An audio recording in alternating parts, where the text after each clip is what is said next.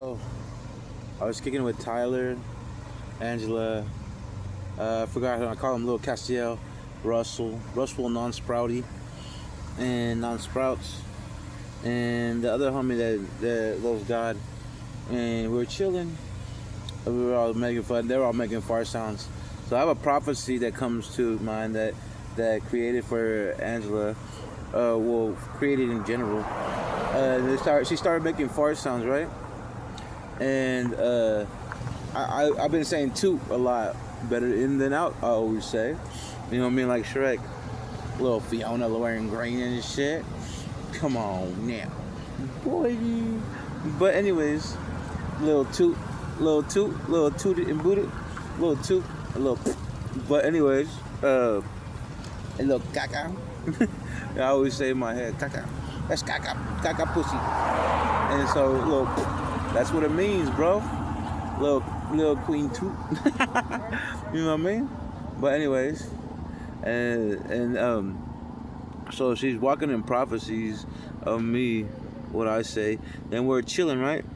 I pulled up a brown chair at the table with the Tyler was all taking the like playing with her and shit, like taking her phone and shit. And then she does this. A couple days before, give or take. I was I had called on the infernal, and some dragons and Lucifer, and the test of Satan came. Not only to test me, but to test around. The tests of Satan are the tests of God, but God has more tests. But one and the same doesn't mean they're all the tests of God, because God has his own tests.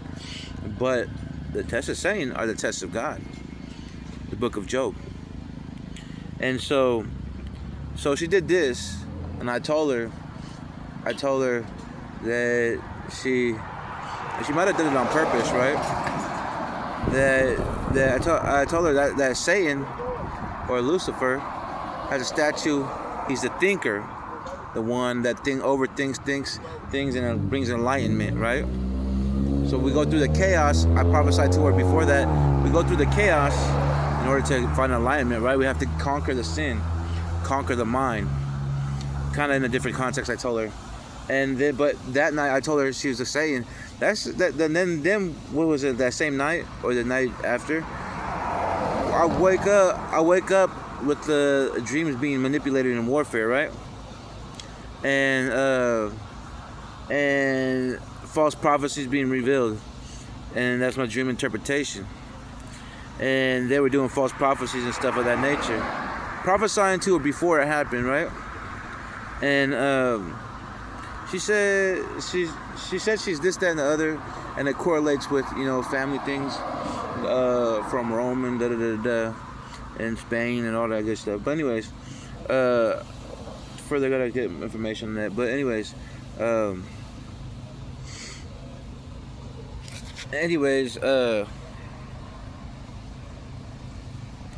my family, I think, has gypsy ties, right? And I read cards like a motherfucker.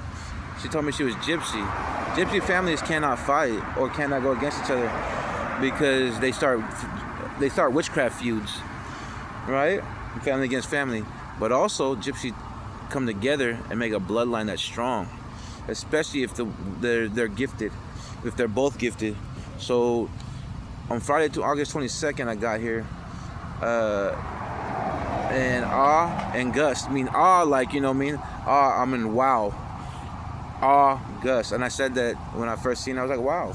You know what I mean? But I said it more emphasized. I did not know why. But Friday is the day of Venus, of love and stuff of that nature.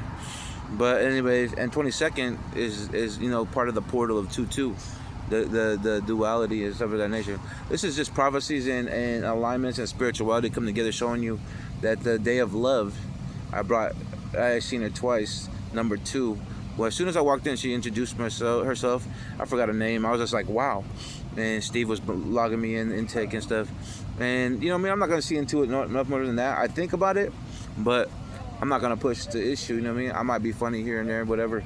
But I'm not gonna push the issue. But this is all alignment from universe, from our ancestors, from God, and all types of shit.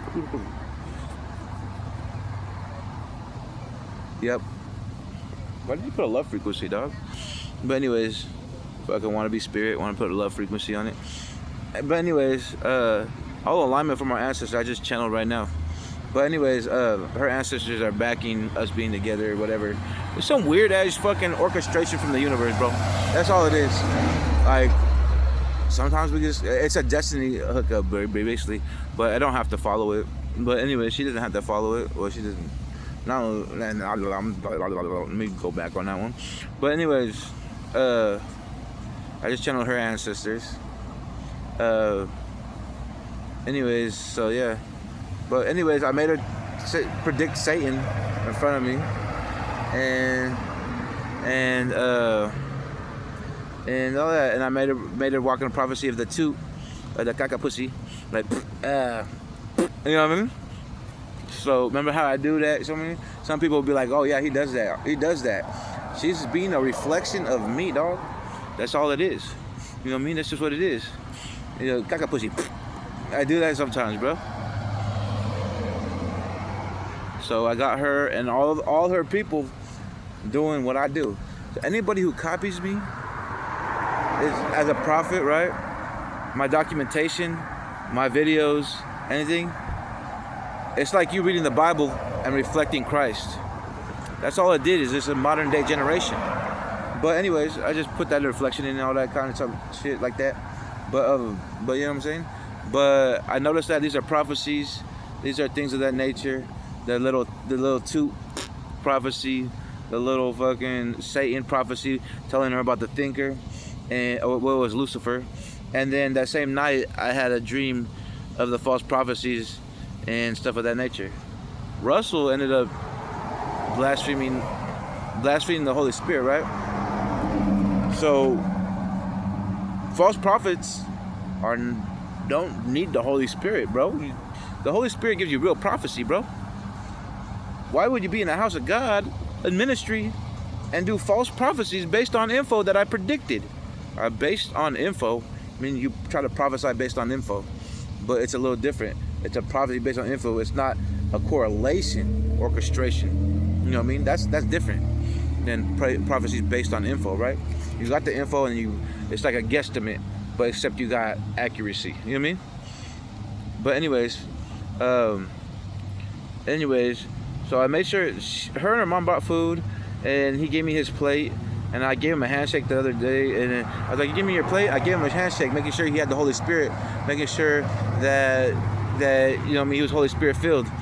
And then later that day, he wants to blaspheme the Holy Spirit right in front of me, calling out the helicopter and Kobe and trying to align shit, and basically being like a false prophet.